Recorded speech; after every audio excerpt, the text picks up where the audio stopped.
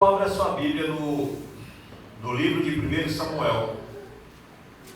Nós sabemos que esse livro era um enredo só dos originais, mas por conta do tamanho dos pergaminhos, houve essa divisão. Vamos ver 1 Samuel, capítulo 1. Livro de 1 Samuel, capítulo 1, por favor, vou esperar todos abrirem suas Bíblias. Louvado seja o nome do Senhor. Nós vamos aprender com essa passagem das Escrituras alguns dos porquês de Deus não atender às nossas orações. E evidentemente também nós vamos aqui perceber alguns dos porquês dele ouvir as nossas orações. Você está me entendendo? Aqui nós vamos ver alguns dos porquês de Deus não atender às nossas orações. Também nós veremos alguns dos porquês dele atender às nossas orações. 1 Samuel, capítulo 1. Diz assim: havia um homem chamado Eucana, que vivia em Ramá, na região de Zuf, na região montanhosa de Efraim. Era filho de Jeroão, filho de Eliú, filho de Tou, filho de Zuf e de Efraim. Eucana tinha duas esposas. A primeira se chamava Ana e a segunda Penina. Penina tinha filhos, Ana, porém, não os tinha. Todos os anos Eucana subia de sua cidade até Siló para adorar o Senhor dos Exércitos e oferecer sacrifícios a ele. Nesse tempo, os sacerdotes do Senhor eram Ofni e Finéias, os filhos de Eli. Quando Eucana apresentava seu sacrifício, dava porções de carne à sua esposa Penina e a cada um dos filhos e filhas dela. A Ana, porém, dava uma porção especial, porque amava, apesar de o Senhor não lhe ter dado filhos, e sua rival a provocava e zombava dela, porque o Senhor não lhe tinha dado filhos. Todos os anos era a mesma coisa. Penina provocava a Ana quando iam à casa do Senhor, e a cada vez Ana chorava muito e ficava sem comer. Ana, por que você chora? Perguntava Eucana, seu marido. Por que não comes? Por que estás triste? Será que não sou melhor para você do que 10 filhos? Certa vez, depois de comerem e beberem em Siló, Ana se levantou. O sacerdote ali estava sentado ao lado da entrada do templo do Senhor. Ana estava muito angustiada e chorava sem parar, enquanto orava ao Senhor. Então fez o seguinte voto: ó Senhor dos Exércitos, se olhares com atenção para o sofrimento de tua serva, se responderes a minha oração e me deres um filho, eu o dedicarei para sempre ao Senhor, e o cabelo dele nunca será cortado. Enquanto ela fazia sua oração ao Senhor, Eli a observava. Viu que os lábios dela se moviam, mas como não ouvia som algum, pensou que ela estivesse bêbada. Até quando vai se embriagar? Disse ele. Largue esse vinho. Ana respondeu: meu senhor, não bebi vinho nem outra coisa mais forte. Eu estava derramando meu coração diante do Senhor, pois sou uma mulher profundamente triste. Não pense que sou mulher sem caráter. Estava apenas orando por causa de minha grande angústia e aflição. Nesse caso, vai em paz, disse Eli, que o Deus de Israel lhe conceda o que você pediu. Muito obrigada, exclamou ela. Então Ana voltou e comeu, e começou a se alimentar novamente, e o seu rosto já não estava triste. Louvado seja o nome do Senhor. História bem conhecida de todos nós. daquele que foi o primeiro, foi o primeiro profeta, né? Foi o profeta a ungir o primeiro rei de Israel, o Samuel. Esse livro foi escrito por ele. E a forma como Deus permitiu Samuel nascer. Nós vamos ver aqui a história dessas duas mulheres e seu esposo, que é o Elcana. Elcana tinha duas esposas, uma era Penina e a outra era Ana, mãe de Samuel. E a Bíblia Sagrada diz que essa condição de não poder gerar filhos, de não poder dar luz a filhos, incomodava muito a Ana, e como incomodava a todas as mulheres da história das Sagradas Escrituras, talvez até hoje incomode a algumas judias. Por quê? Porque toda mulher hebreia esperava que das entranhas dela viesse o Salvador. Havia uma promessa que o Salvador nasceria de mulher, da vontade de Deus, e de uma mulher virgem, ou seja, de uma mulher que ainda não havia se casado. Então toda mulher que se casava, a expectação que se criava é que ela tivesse um filho. Detalhe, tinha que ser um filho homem, né? Porque o ungido do Senhor nasceria de uma mulher de Israel, não viria de outro lugar. Então veja a expectação que naturalmente as meninas, quando tinham entendimento da vida, conhecendo essa história, com certeza já criavam uma expectação maravilhosa no coração delas e de certa forma uma certa aflição, porque se elas estavam por parir, se ainda não sabiam o sexo do menino, e quando a criança nascia, que se tratava de uma mulher, a tristeza deveria tomar conta do coração das mulheres. Mas se era um filho varão, a expectação aumentava, porque quem sabe seria o ungido do Senhor. Então eu quero acreditar que até hoje existe essa expectação na vida das mulheres judias, especialmente aqueles mais ortodoxos, porque para eles o Messias ainda não chegou, né? Para eles o Messias ainda não chegou. Além de todo esse quadro que rodeava a vida das mulheres, nós temos um agravante na vida de Ana. É que a sua rival, né, o texto trata assim como uma rival, aquela que rivalidava com ela, aquela que por conta, né, da sua capacidade de parir, de dar luz à criança, né, de gerar filhos, né, caçoava dela por ela ser incapaz disso. Além desse quadro, né, dessa expectação que ela tinha de que o ungido nasceria de uma mulher, ela não podia ter filhos, e além disso, ainda tinha um agravante daquela sua rival ficar provocando ela com os filhos que ela tinha. E a Bíblia Sagrada nos faz entender que essa situação durou vários anos. A Bíblia não diz ao certo quantos anos, mas se fosse um ano já era muita coisa. Uma pessoa passar um ano, né, vendo alguém provocando ela, em cima dessa incapacidade que ela tinha de ter filhos, e além dessa incapacidade de ter filhos, olhando a mulher, né, que era também esposa do seu marido, dando filhos para o esposo dela. Então isso também incomodava a Ana. Mas tem uma coisa aqui no texto que chamou a minha atenção e que eu gostaria que chamasse a sua atenção também. É que no texto aqui, por duas vezes nesse capítulo que nós lemos, diz assim: a Ana, porém, dava uma porção especial, porque a amava, apesar de o Senhor não lhe ter dado filhos.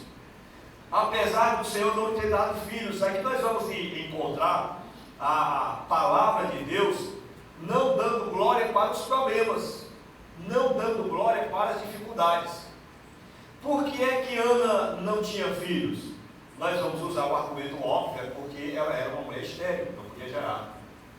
Por que é que os meus negócios não avançam? Porque o mercado não está bom. Por que é que a situação está assim tão difícil? E aí nós começamos a arranjar, né, a apontar situações que são as causadoras daquele desconforto, ou daquela falta de objetivo nosso. Nós começamos a apontar e nós dificilmente temos o entendimento de dizer: só não está acontecendo porque Deus não quis, só não está acontecendo porque Deus não permitiu, porque Deus não quer, Porque se você está fazendo aquilo que é devidamente necessário de se fazer, ou seja, a sua parte, e se a coisa não está mudando, se não está acontecendo nenhuma transformação, certamente é porque Deus não o quer ainda. Por isso que a oração que nos é ensinada é que seja feita a tua vontade. Lembra de Jó? Jó deve ter aborrecido por demais Satanás, que era revoltado com a postura daquele homem na sua relação para com Deus e na sua relação para com o próximo, e especialmente para com a família, porque assim como Elcana oferecia sacrifício por suas duas esposas e por seus filhos, Jó também era um homem que oferecia sacrifício pela família. Que pai é esse que não para de olhar pelos filhos, de orar pelos seus filhos? Os filhos já se casaram, já saíram de casa, já estão com as suas vidas resolvidas, e esse homem continua intercedendo por esses filhos. Os filhos de Jó, os filhos de Elcana, poderiam até dar brecha para Satanás, mas Elcana nunca deu brecha para o diabo. Eu até hoje, eu oro pelos meus filhos, e eu quero que Deus me dê o privilégio, enquanto consciência eu tiver, poder estar intercedendo por meus filhos. Não é aqui acolá, quando tem uma lembrança vaga deles, ou quando estão enfrentando situação difícil. Não, todos os dias Deus tem me dado o privilégio de orar pelos meus filhos. Mas aqui nós vamos entender dessa história de Jó, que Jó deve ter aborrecido a Satanás, porque a Bíblia Sagrada diz que o diabo foi pedir permissão para Deus, para poder acabar com aquilo que os filhos dele tinham, com que Jó tinha, e Deus permitiu que Satanás fizesse isso, e o diabo foi lá e fez. O diabo também pediu permissão para tocar os filhos de Jó, e Deus permitiu, e o diabo foi lá e os matou. O diabo pediu permissão para que ele tocasse na saúde de Jó, Deus permitiu, e o diabo foi lá e tocou na saúde de Jó. E o que acontece? Jó disse: Deus me deu, Deus tomou, bendito seja o nome do Senhor. E isso deve ter enfurecido por demais o diabo, porque ele não deu glórias para ele, senão glórias para Deus. Esse texto aqui está dando glória para Deus. Não é para uma incapacidade de uma mulher parir, de uma mulher gerar filhos.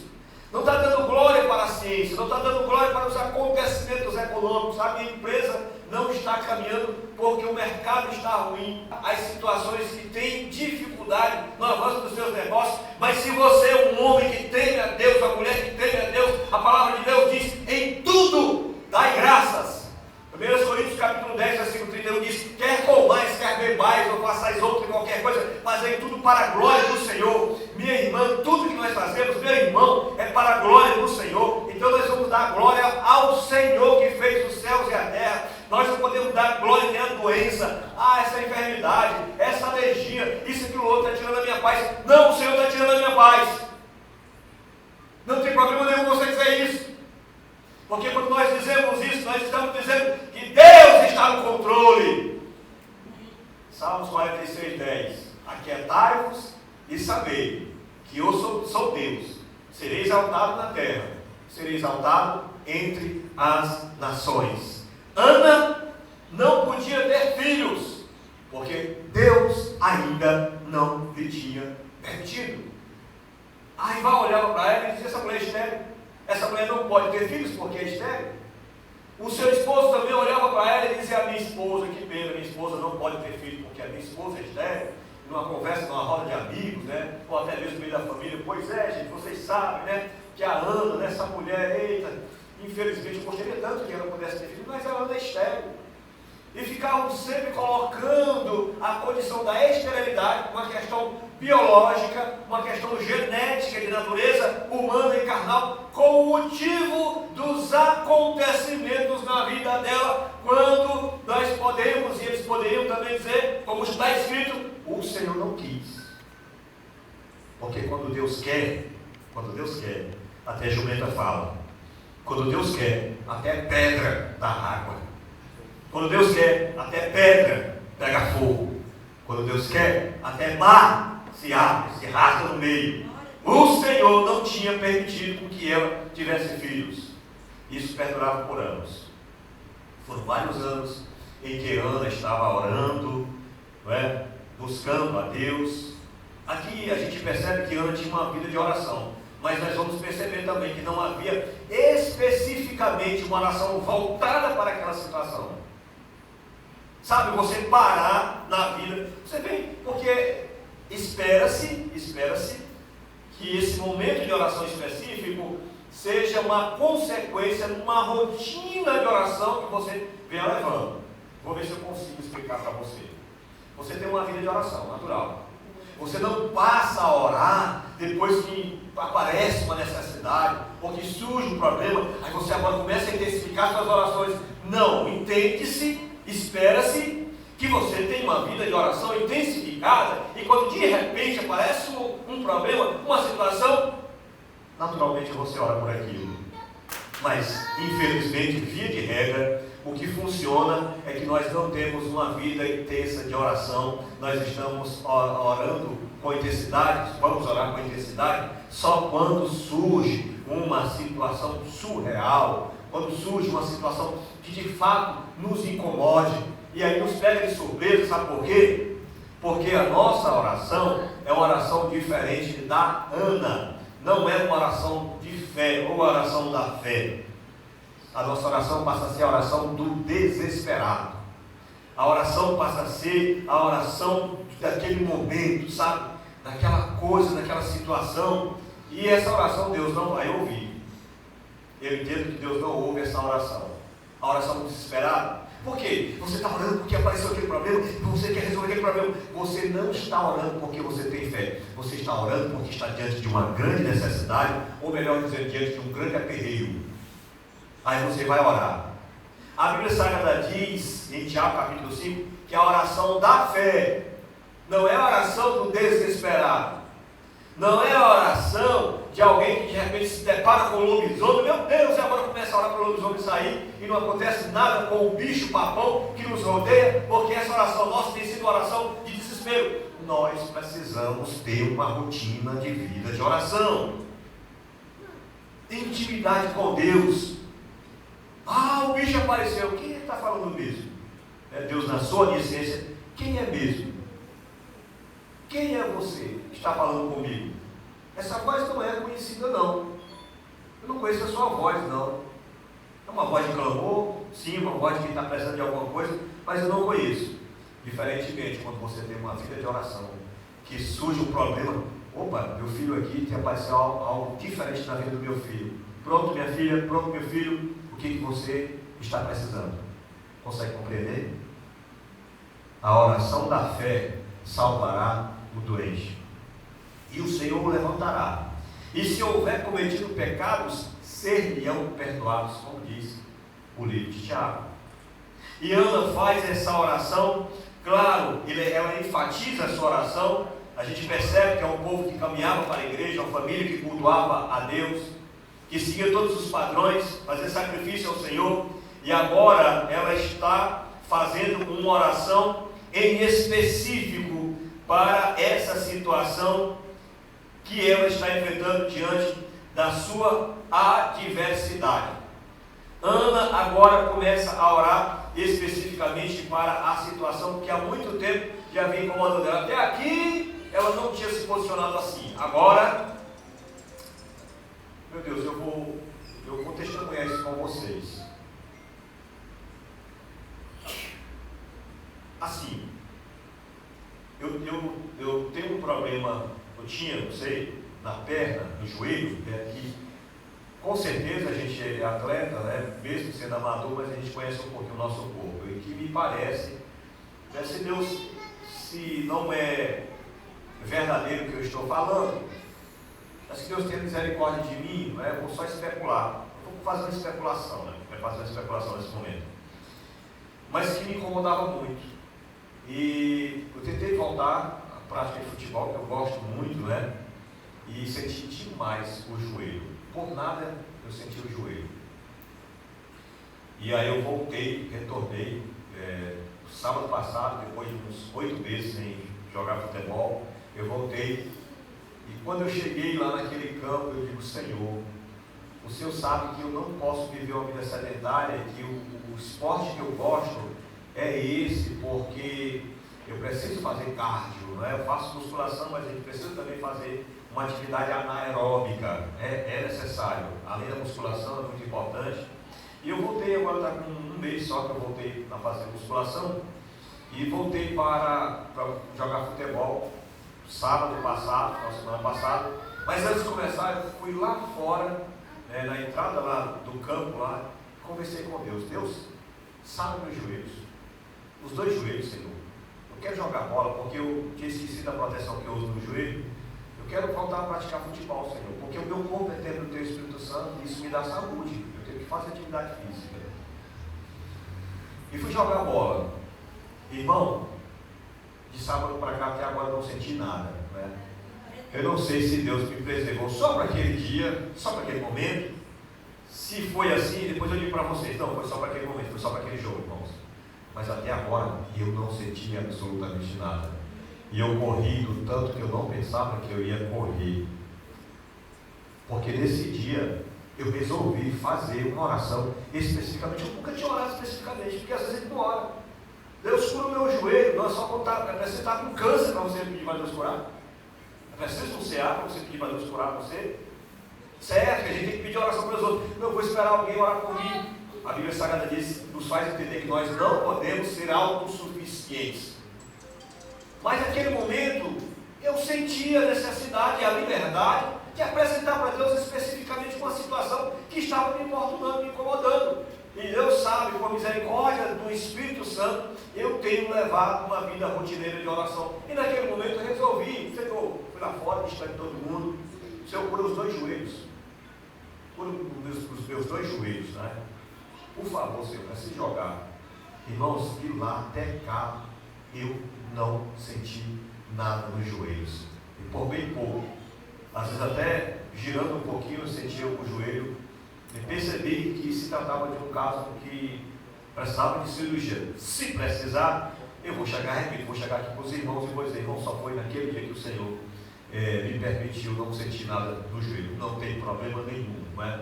É como eu falei, que eu saí daqui para pregar, saí do culto, eu saí daqui para pregar na igreja de Trisela do Vale, na igreja lá do bairro Aeroporto. E eu saí daqui, a chuva já começando a estar fininha. Quando chegou lá na passagem da ponte, que eu atravessei a ponte, eu fui de moto para chegar mais rápido, começou aquela chuvinha fininha, né? Bem fininha, eu digo, e eu olhei e digo, espero que essa chuva não aumente. Eu disse, chuva, para por aí até eu chegar. Naturalmente, chuva, para por aí até, como se eu estivesse conversando com alguém, né?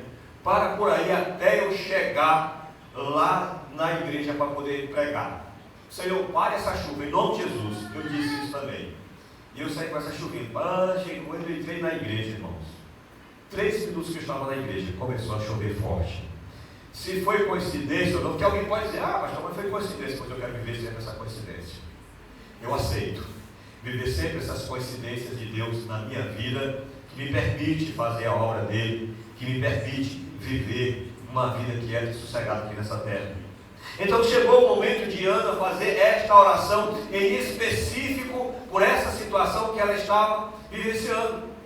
Sabe que às vezes você não conseguiu resolver ainda o problema, porque você não se sente de alguma forma motivado, encorajado, você ainda não tomou a decisão em relação a essa situação. Quer saber? Eu vou orar agora com esse aqui. Eu vou orar. E Ana fez isso. Ela orou por aquela situação. E o que é interessante quando orar, parece-nos que quando a turma ia lá para o templo, que a turma ia para o momento de congregar no Senhor, parece-nos que esse povo clamava a Deus. O entendimento que nós temos é esse, que clamar. Por quê? Porque agora a Ana está orando a conversa dela, só ela e Deus, para que ninguém ouvisse. Era só ela e ela. Por que eu digo isso? Porque o profeta ali desconfiou que Ana estava bêbada, pois ele só via mover os lábios dela, e até então ninguém tinha orado daquele jeito no templo. Nós podemos entender isso, que até então ninguém tinha orado, porque senão teria chamado muitos outros de bêbados, ou então aquela cena não seria novidade para ele, passaria, né, normalmente dele. Mas aquele momento foi um momento diferente da vida de Ana. Ela resolveu se comportar de uma forma diferente, porque, meu irmão, quando nós temos uma relação com Deus, nós é que sabemos os momentos, nós é que sabemos os jeitos, os trejeitos. Cada filho nosso, que somos pai carnal, tenha uma postura, às vezes se relaciona de maneira diferente com cada um dos nossos filhos. É para ser assim, não é? E com Deus não é diferente. Você vai se sentir na liberdade de se relacionar com Deus a partir do momento que você tiver intimidade com Ele. E Ana, nessa intimidade que ela já tinha com Deus, ela agora resolveu, não, aqui vai ser entre eu e Deus. Não vai ser mais uma conversa entre eu e meu marido, não vai ser uma conversa entre eu e a minha rival, entre eu e os meus enteados, né? Sei lá se os enteados de Ana também não caçoavam dela, os filhos da Penina, mas agora era uma conversa entre ela e Deus. Eu não vou precisar gritar para Deus me ouvir, eu não vou precisar levantar o clamor. Eu sei que por costume nosso, as pessoas clamam aqui no templo, e eu já vi muitas vezes Deus responder o clamor do povo a Deus. E ela começou só movendo os lábios, conversando com o Senhor. E é desconfiado que ela estava bêbada, o profeta. E ela explicou a situação para o profeta, que ela não estava bêbada, que ela não era filha de Belial, não era uma mulher pecadora para estar embriagada, mas que ela estava conversando com Deus. E ela fez um pedido a Deus. Qual foi o pedido? Então fez um voto a Deus. Irmão, sabe, parece que quando a gente realmente faz alguma coisa, que o propósito é Deus, presta atenção, que o propósito é glorificar o nome do Senhor verdadeiramente. Não, eu quero um carro para eu poder passear com a minha família. Isso não glorifica Deus diretamente. Eu quero uma casa para poder, porque todo mundo merece uma casa, Deus sabe que a gente merece uma casa. Isso não glorifica Deus diretamente. Sabe o que glorifica Deus diretamente? Foi o pedido, foi a oração que Salomão fez para o Senhor. Tanto é que agradou o Senhor. A oração de Salomão glorificava a Deus, porque ele disse: Senhor, me dá sabedoria para conduzir esse teu grande povo. Me dá sabedoria para mim ser o presidente desta nação. Me dá sabedoria para mim ser um estadista que faça coisa bonita para esse povo. Senhor, me dá sabedoria para eu poder conduzir esse teu grande povo. Salomão estava glorificando a Deus, Salomão estava pensando em Deus. É o povo de Deus, eu estou à frente do povo de Deus. Então a oração de Salomão glorificava a Deus, e Deus ouviu essa oração. E Ana aqui faz essa oração para a glorificação do Senhor. Eu preciso ter um filho, eu vou esfregar na cara daquela outra. Agora meus filhos vão ficar correndo lá dentro de casa, elas vão ver meus filhos correndo dentro de casa, como por muitos anos eu acompanhei os filhos dela mexendo nas coisas, derrubando uma coisa e outra. Agora ela também vai ver que eu sou mulher que pode parir e que eu vou ter um filho, que ela vai ouvir toda hora, mamãe para cá, mamãe para lá, um filho que eu pari, um filho que saiu das minhas entranhas. Não. Fez um voto ao Senhor.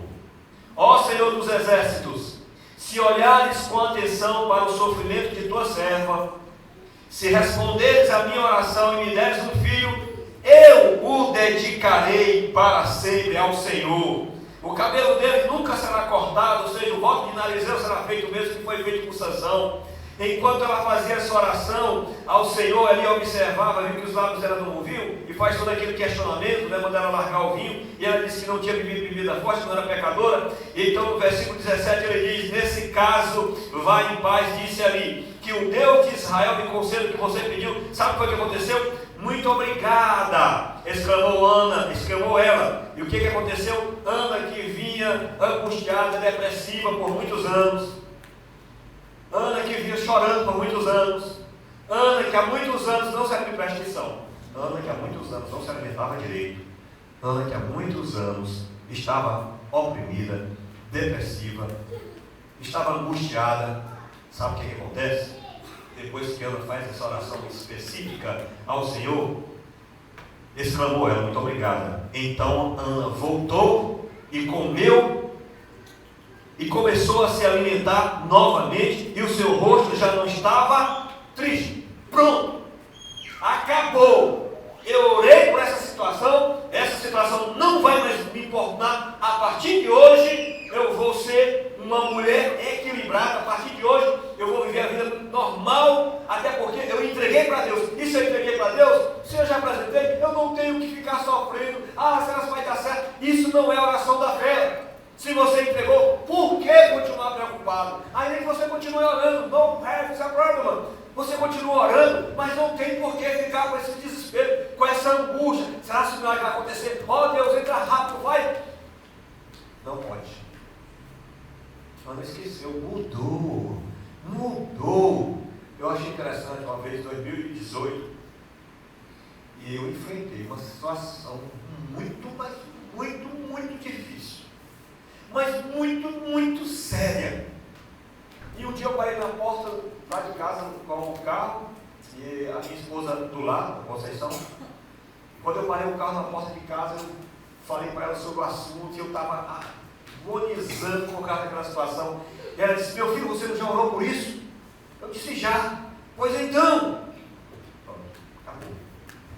A partir daquele dia, eu não mais me preocupei com aquela situação, e Deus resolveu a situação. Essa foi a oração de Ana. Essa deve ser a oração. Se você confiou, se você já entregou nas mãos do Senhor, para de sofrer, para de se aborrecer, para de questionar, de desesperar, de perder noites de sono. Ela voltou a ser, o semblante dela já era diferente. Por isso que a Bíblia Sagrada diz que o coração alegre faz aformoseia o rosto, mas o espírito quebrantado faz secar até os ossos. Eu não consigo compreender. Todo cristão tem problema, crente tem problema, mas eu não consigo compreender um cristão que é 24 horas de cara amarrada, 24 horas sisudo. Não é nem pelo semblante que a pessoa tem, pelo biotipo, né? É por aquilo que está no coração da pessoa, não é? É por aquilo que está no coração da pessoa. Porque quando a pessoa tem Jesus, quando a pessoa entregou os problemas nas mãos do Senhor e esqueceu, ela muda completamente. O mundo está se acabando. É 10 mil do lado, é 1000 do outro, mas ela está firme na presença do Senhor, ela está equilibrada na presença do Senhor, porque afinal de contas eu entreguei para Deus, e se eu entreguei para Deus, Deus faz o que quiser com aquilo. Nas minhas mãos não tinha como acontecer coisa alguma, mas nas mãos de Deus eu sei que o melhor vai acontecer. Mudou, entregou para o Senhor. O profeta disse: o Senhor conceda a você o que você está pedindo. Que a partir daquele momento, outra mulher, 9 meses depois, a criança nasceu. Vamos, Ana, vamos lá adorar o Senhor? Não, eu não vou. Eu só volto lá de novo quando eu for cumprir meu voto, porque eu não quero estar passeando com esse menino não é meu, esse menino é do Senhor. O que você tem é seu ou é do Senhor? Cuidado com esse pronome, meu, minha, nosso. Cuidado, do Senhor. E passaram-se 4 ou 3 anos, que era o tempo que uma criança desmamava naquela época. Eu tive um irmão meu que mamou até 5 anos de idade. Era o tempo, o povo antigo era assim, né? Hoje as mulheres querem mais nem amamentar a criança, né? O alimento mais saudável no mundo é o colocho, que é aquele primeiro líquido que sai do seio da mulher, né? Mas ela esperou a criança. Meus irmãos, a gente teve uma convivência, né? A gente vê esse príncipe de 2 anos de idade, a gente ama demais, e vivendo 3, 4 anos, não é? E aí o que aconteceu? Depois desse tempo, ela pega esse menino e leva para o Senhor e vai cumprir o voto dela. Porque a palavra de Deus diz: é melhor você não fazer voto com Deus, porque você fazer e não cumprir. Deus não pediu você para fazer voto. Deus não pediu.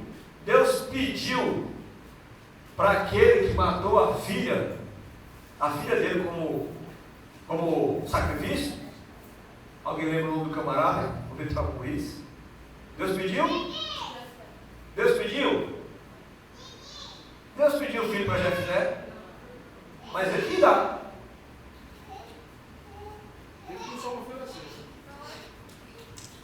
É melhor você não fazer. Mas se você fazer, compra com seu voto. Não refuga, não, porque o negócio é muito sério. Deus leva a sério o negócio que você faz com ele. Leva tão a sério que, se for o caso, se você era o negócio de entregar o filho, não vou matar, eu não vou matar não essa criança, porque esse maluco desse Jefté, não, a gente pode sacrificar. Mas está aqui, irmãos, alguns dos porquês de nós não recebermos resposta das nossas orações? Primeiro, que nós não temos uma rotina. Segundo, que a nossa oração não é a oração da fé, é a oração do desespero. Terceiro, que nós não fazemos pedido ao Senhor de maneira que aquele pedido venha glorificar o nome dele. Mas nós precisamos ter uma rotina de oração. A nossa oração precisa ser a oração da fé. E aquilo que nós pedimos, seja o que for, precisa glorificar o nome do Senhor. Se não está glorificando o nome do Senhor, isso é uma imundícia. Isso é pior do que esterco, se não está glorificando o nome do Senhor. Que Deus tenha misericórdia de mim, que Deus tenha misericórdia de você, e que nós possamos caminhar nessa trilha para que recebamos resposta das nossas orações. Amém? Vamos ficar de pé.